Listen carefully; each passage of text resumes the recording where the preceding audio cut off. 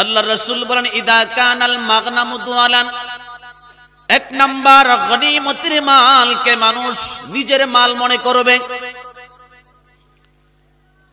ইসলামের প্রারম্ভিক যুগে আল্লাহর নবী সাহাবায়ে কেরামকে নিয়ে যখন যুদ্ধের ময়দানে অংশগ্রহণ করতেন, কাফেরদের বিরুদ্ধে যুদ্ধ করতেন, অস্ত্র শস্ত্র নিয়ে কাফেরদের বিরুদ্ধে যুদ্ধ করতেন, মুসলমান যখন বিজয় লাভ করত, আল্লাহ তাআলা মুসলমানকে বিজয় দেওয়ার পরে কাফেরদের মাল সম্পদ, তাদের স্ত্রীগুলো মুসলমানদের জন্য হালাল করে দিয়েছেন। সুবহানাল্লাহ।